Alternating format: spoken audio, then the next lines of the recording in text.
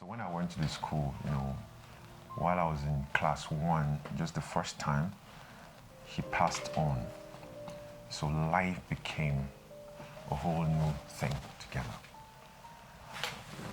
There, you have a mother who is a housewife, and dad passed on, and there are 6 kids to take care of, 7, because we were 6, then we had another one, he had another one, then we became 7. On my own, at that tender age, that I was going to leave off school on Fridays and sometimes Thursdays.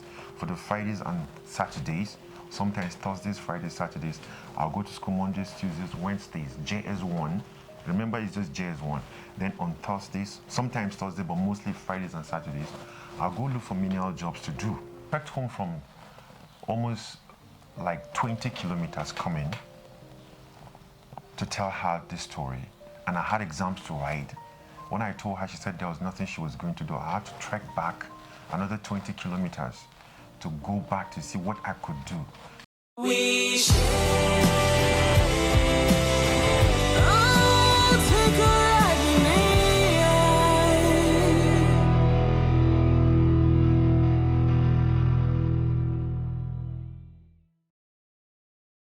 life was miserable, because this is the best hope she had, her children, and then things were turning out this bad. She hadn't money. She was thinking, where am I going to get the money to give this child to go to school, to write another WAEC? So I know those things, that thing and some other things, added up to all the pressure. And she knew, because she was high blood pressure. She had high blood pressure, so she had stroke, and within 1 week she passed on. That is another whole new story. That was where life, the real story, began. I hadn't money to write another WAEC. Even when I started struggling more and more to go out and look for menial jobs to do, because being the eldest child, my older sister had gotten married. The one that was pregnant initially, she got married, and the one that I'm next to, she had left the home. So I was more or less the child. I was the father and the mother of the younger ones at home. So raising myself as a child, raising those other ones as raising my younger ones was another whole new experience. How would I struggle with feeding them? How would I struggle with their clothes? How would I struggle with so many other things? And now how do I raise money to write another WAEC? It became a horrible thing. But I had no choice. I had to raise the money to write another WAEC. And when I wrote another WAEC, I wrote another JAM. I was lucky. I got admitted into ABU Zaria to study chemical engineering. So when I go into chemical engineering, is a whole new story. I had to go back now to mining, which I didn't know nothing about. I had to go to digging mining ponds for me to be able to get money to go to school. So when it was just 2 days to closing of registration in ABU Zaria, that was when I struggled. I got the money, I think it was about 3,000, so I was able to get 4,000. It was 3,060 naira, I think, I paid for the first year. But raising it was a hard knock. So I had to raise the money, raise about 4,000 naira. Went there, I paid my school fees. I didn't know nobody. I slept in the classroom for the days that I was there, because I was there for about 3 days.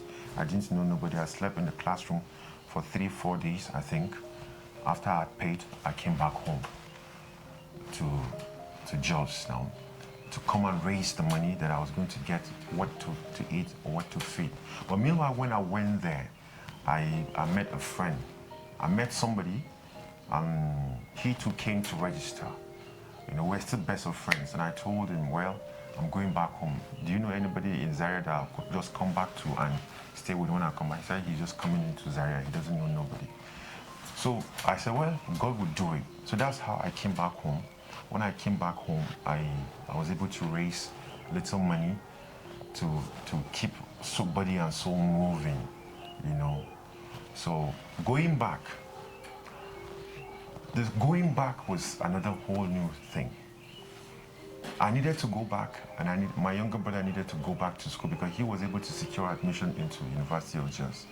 And my other younger sister needed to go to school as well. And my younger brothers, everybody needed to go to school. So the money I was able to raise from mining, I had to share it into different portions. I gave everybody theirs, and mine, I had to just get mine. And this is what happened. I tell this story to my younger brother, because amongst us, there's one who decided that in spite of everything we did, school was not for him. So he went into drunkenness, and all vices, drinking, smoking, every type, drugging, and every stuff. I told him one story one day. I said to him, you know what?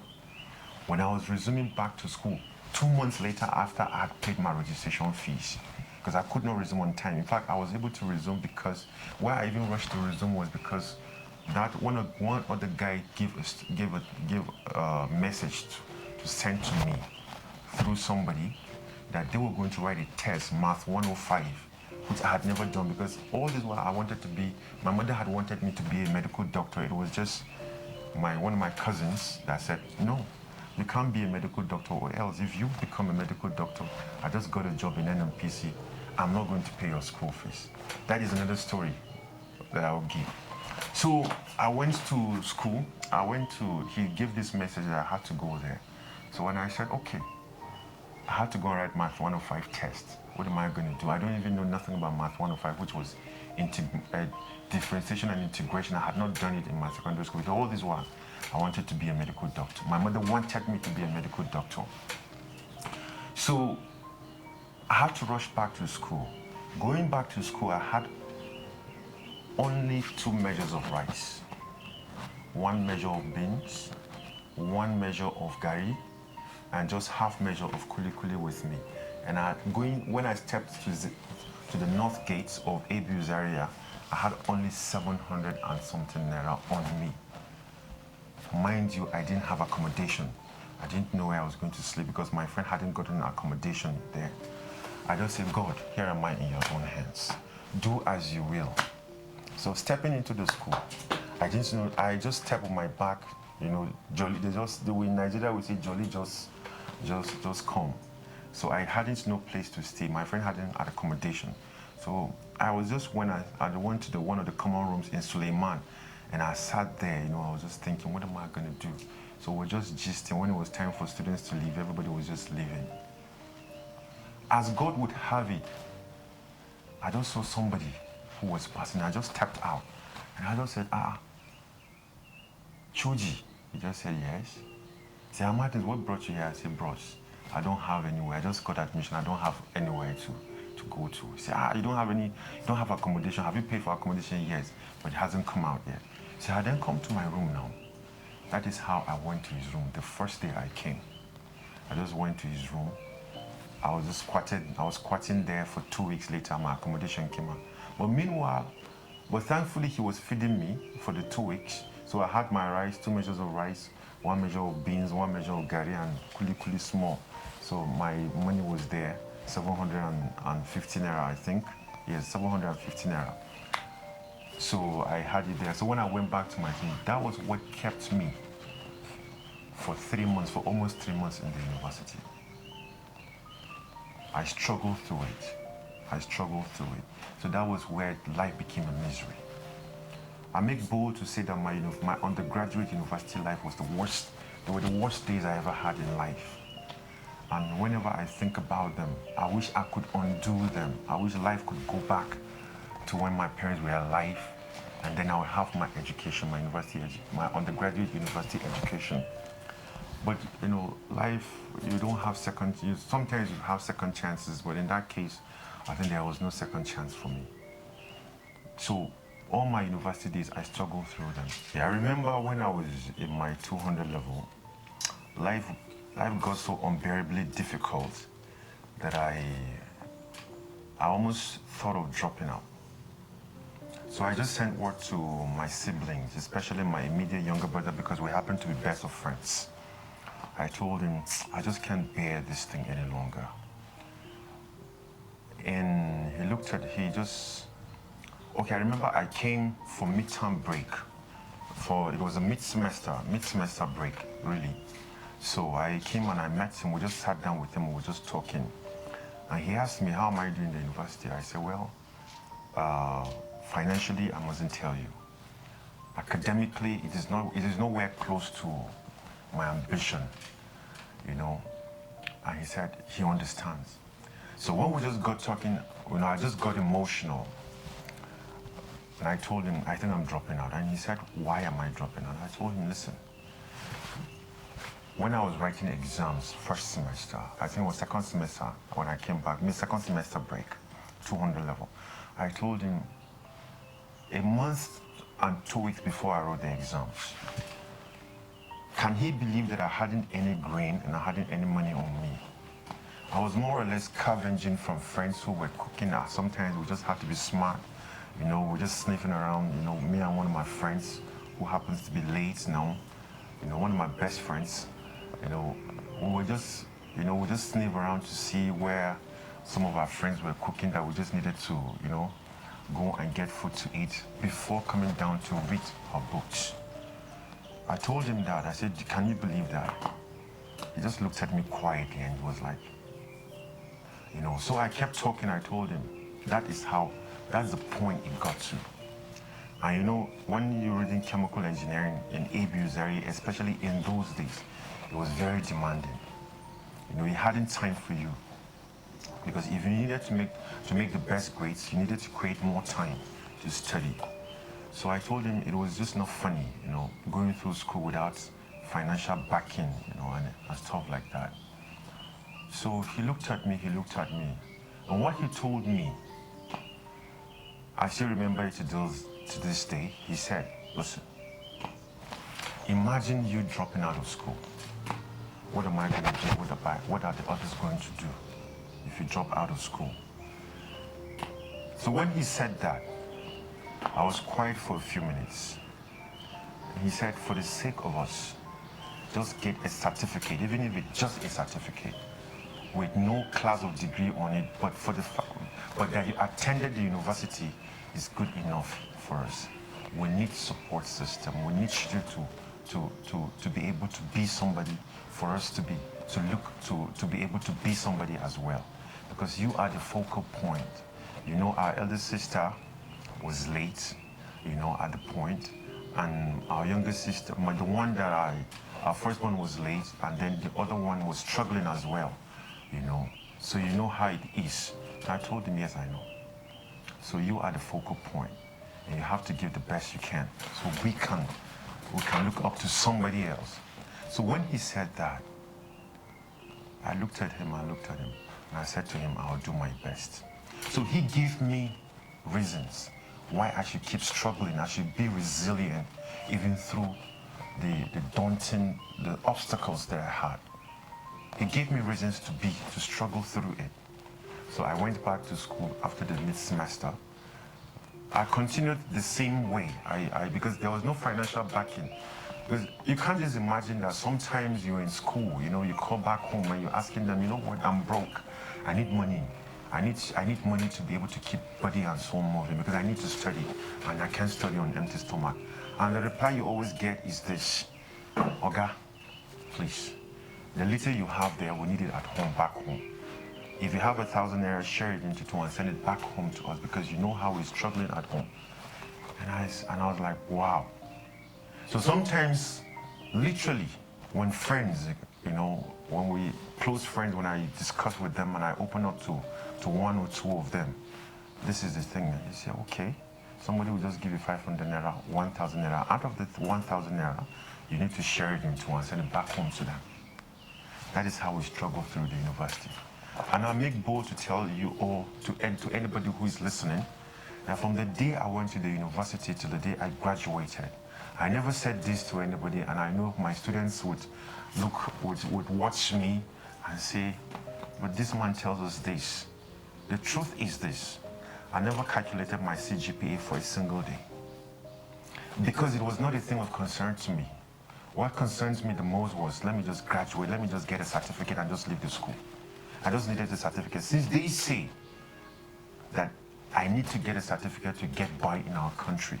Let me just get the certificate, at least for the sake of getting the certificate.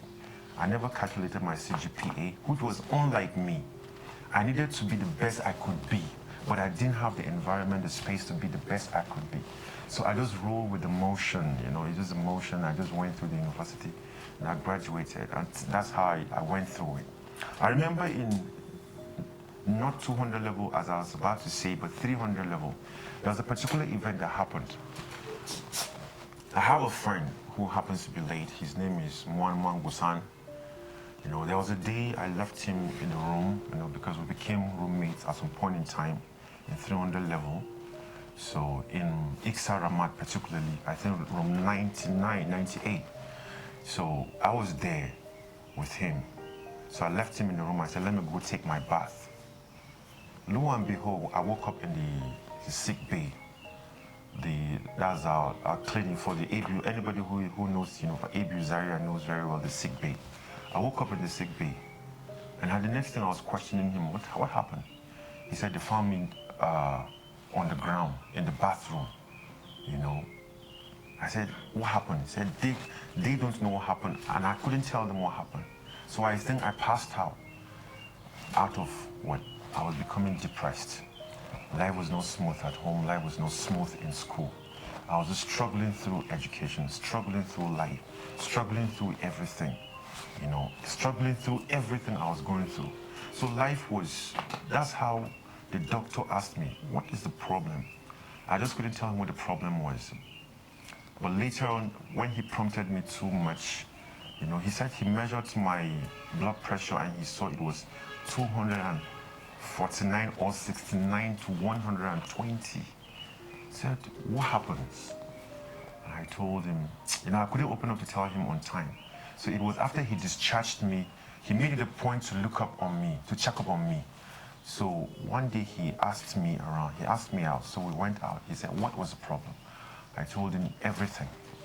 That this is what I was going through. So that's how he referred me to guidance and counseling in the university. I went and I opened up to them. I told them this is what I was going through. And they advised me, they said, I needed to school, I needed to study too hard because I had developed high blood pressure. So I needed to go slow on me so that I could make it out of this school alive. So that's how I just had to slow down a little bit so I could just get by, through the university. So somehow, I just rolled through the motion and I graduated. Not as I wished I could, not as I knew I could, but I just needed to go on and just graduate. I remember in 500 level, one of my teachers, he was Mr. Olawale, but now he's Professor Olawale, I know. He asked me a question, Martins, you're always resuming to school 2 months late. What is the problem? And I told him, I just laughed when he asked me that, when he said it in class. He said something. See, how do you expect? He's, he's a Yoruba man, and they are good with parables, and with parables. He said, how do you expect to jump on a moving train and survive it?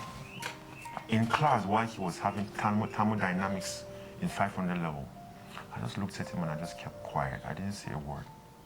So it was later on that, after we had written his exams, and I came to check my results, then he asked me, he said, how comes I pass this course even though I always come late? Do I cheat? I just laughed at him. I said, sir, I can't cheat. So even guys that are in the class don't pass it, yet I pass it. I said, well, I just passed it. How did you do it? I said, sir, I don't know how I did it. So, but he just noticed something was off. So one day he just said, I want to see you. I just went, he said, what was the problem? So I narrated to him, a big part of life, how life was dealing with me. So he just said, okay, why didn't I open up when I was in the lower classes? I said, I just couldn't open up, I hadn't the courage, and I was just going through this trauma all alone. So I was going through depression all alone and I couldn't open up. I said, yeah, I did open up in 300 level to them in guidance and counseling. But he said, I should have opened up to one of my lecturers. I said, I just couldn't do that. So life just went on and I graduated. I went to serve in Port Harcourt when I was serving in Port Harcourt in a secondary school in Akabuka, government secondary school Akabuka. Well, I was just okay. It was just okay, you know. It was just not top, but it was just okay. Somehow, when I was just about to graduate, I had a job offer with UBA, not a Bank of Africa in Port Harcourt, as a marketer. But knowing the man that I am, it was not for me. I just knew marketing was not for me, but I was ready to take the job. So while I was getting ready to take the job, because I got it 2 months before passing out of NYSC, while I was willing to take the job, but 2 months before, I think a month before then, I just talked to one of my uncles. I said, well, you know what, I love to lecture. Is there any space? I know one of your friends who is the rector of Poly, you know, can I just come and just lecture there? Say, well, if you want to, you can. So when I just finished, when I was just about to come, you know, I didn't take the job. So somebody that I was serving with said, you know what, my husband has a secondary school and I know you. Why not just come and help us set up the school? After setting up the school, teach the students. You know, my husband had worked with LNG, Total. I think he can help you find a job over there. And I said, well, let me just see what happens. So when I just went to the school there, after passing out from NYC, I was there for 1 month, 2 months, 6 months. There was nothing. I had to call my uncle, but I said, well, I was thinking this was going to work. It's not working. Why not let me just come and take this? And he said, there is no job, except if there's a part-time job. I said, but how soon would they employ? He said, very soon they would employ. So that's how I just left Port Harcourt, came back to Jos and took up a lecturing job part-time with Plateau State Polytechnic. But from 1 year, from 1 month they were going to employ, to 2 months, to 1 year, to 2 months, to 2 years, to 3 years. I just knew these guys were not serious. I just knew they were not going to employ. So I made up my mind that I was going to leave. Thankfully, when I just made up my mind I was going to leave, irrespective of whether I had a job or hadn't any job, I had been applying, you know, called up for interviews, things I didn't like banking jobs, you know, with First Bank, with Zenith Bank, with NGOs and LNG and all the oil companies. I kept getting called up for exams and interviews, you know. But I got so tired going for interviews and not getting the job. And I remember one NGO in Jos that called me with this partnership between Plateau State and British government. So when I went for the interview, the guy asked me finally, he said, do I have anything to say? And I remember boldly, I just looked him in the face. And I don't know what was in my head. I said, sir, you know what? I just finished this interview, but I know I'm not going to get this job. And he just looked at me. The guys at the panel just looked at me. He said, why? I said, because Nigeria is a crazy place, you know. The good guys don't get the job. The guys who know how to do the job don't get the job. It is people who have the connection that get the job. And looking at what I'm looking at here, sir, and hearing what I've already heard and seeing what I've already seen, I know I'm not going to get the job. But can you look at your conscience and know that, and do the right thing and give the job to the right people, knowing that you did the right things? The guys just looked at me at the panel. The panelists just looked at me. This is crazy. I just stepped out. And I didn't get the job. But one of the guys that was on the panel saw me later on. He said, I love your guts. And I assure you that you won't get the job, but I love what you said. I wish you would get the job, but I love what you said, that you spoke the truth. And I was satisfied. You know, but I didn't get the job. I just went on with my lecturing in Poly. So, but luckily for me, I applied for PTDF scholarship, and I applied to this place in Gombe State, this cement industry in Gombe State. You know, Lafarge in Gombe State, Ashaka Cement, sorry, in Gombe State. So I did the exams, I did the interview. Lord smiled on me. 1 month I got the job in Gombe State and I was preparing to go and take the job. Then a month later, I got scholarship to study for my master's in UK. It was a dilemma now of choice. What am I going to choose? Should I choose the job or should I choose the trip, my master's in UK, knowing fully well that I was going to leave this job, and there was no guarantee that once I'm back into Nigeria, I'm going to get a job. So I sat down with friends, or sat down with my siblings and everybody that mattered to me, and I said, this is it. What should I do? And I think 90% of them said, just leave this country, go out, go do your master's. Since this door has opened up, God is going to open up another door. That's how I just opted for my master's. And I went to Cranfield University in London, studied for my master's in subsea, in offshore and ocean technologies, so subsea engineering. So I had master's in offshore and ocean technology and subsea engineering. After then, I proceeded to US to see, whether the door was going to open up for me. Yeah, door were opening up. And meanwhile, my lecturer, my supervisor had offered me a space to do my PhD. But honestly, it had always been a dream for me to go to Canada, to have my studies in Canada. So when my supervisor in my MSc offered me the space for my PhD, I declined because I really wanted to go to Canada.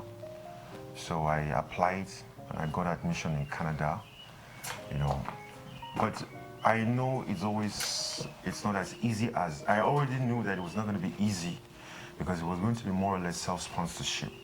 But I always capitalize on the fact that I would someday maybe get to come back to Nigeria, get employment with the government, maybe university, and then have TED fund, maybe have scholarship from Nigeria to go and finish up over there. I thought about it deeply, and then I was negotiating with the supervisor that was going to supervise me to see whether scholarships were going to open up, and he said yes. So that gave me the courage to decline the offer I had in UK. So somehow I deferred the admission for the next year. So I just left for the US to be with some friends to see whether space was going to open up for me. So while I was there, home is always home. Home is always home. I always loved this country. I always loved this country with every energy in me, with everything in me. Because I had space, I had opportunities to stay back, both in UK and in the US and stuff like that. But I always had this thing to come back to this country.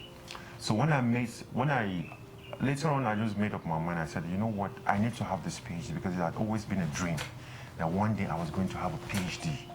So the job was not much of a thing in the US or in the UK. It was not a problem because while I was even in the UK, I had an offer.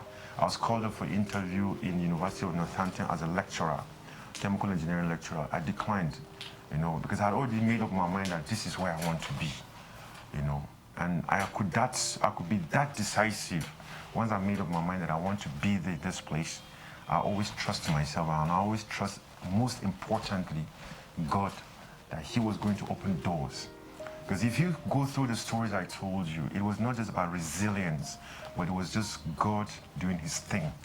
Because I'm a firm believer in God, in existence, and what He has for us in store, what He has for me in store. So I was not afraid, And I thank my friends a lot because they gave me courage, People who have similar stories, they gave me courage to move on and on and on. Without them, I knew for sure I wouldn't have been where I am. People like Muhammad Gusan, who happens to be late, people like Israel Katura, people like Dirk Habila, people like Barnabas Shelika. These are people who I had always discussed, things very deeply, We share similarities a lot. So we discuss things, These are people whose story, whom my story resonates with. So we share similar things.